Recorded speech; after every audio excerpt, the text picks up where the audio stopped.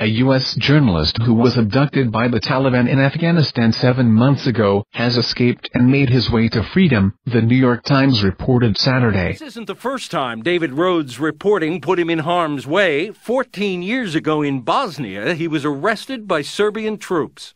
After Rohde broke the story of the massacre of Bosnian Muslims at Srebrenica, he sneaked back into the country. The Serbs thought Rohde was a spy when they saw him taking pictures of other graves.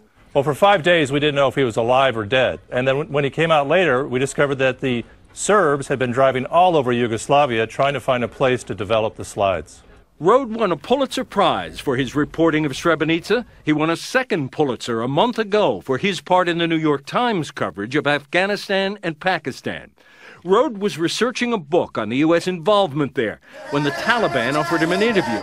Instead, they kidnapped him and his translator. Rohde was abducted outside Kabul and held for 7 months in the mountainous Pakistani region of Waziristan. The kidnappers would let him call to sort of demonstrate that he was still alive. And from that, we know that they were mostly in the mountains, that they were moved frequently. Yesterday, Rohde somehow managed to climb over a wall. He hailed a Pakistani scout who took him to an army base. From there, Rohde was airlifted to the U.S. Air Base at Bagram, Afghanistan. And that's at this moment where he is. I hope catching up on some sleep, getting a physical, chatting with his wife on the phone. Rohde was lucky. But not every single journalist is. Shortly after that meeting, we learned that prominent independent Sri Lankan journalist Bodala Jayatne had been abducted by unknown assailants and had been severely beaten. You know, since 2006, 16 Sri Lankan journalists have been murdered, 26 assaulted, and an unknown number detained.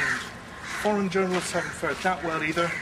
Their movements have been severely restricted, and just last month our own accredited correspondent here was deported.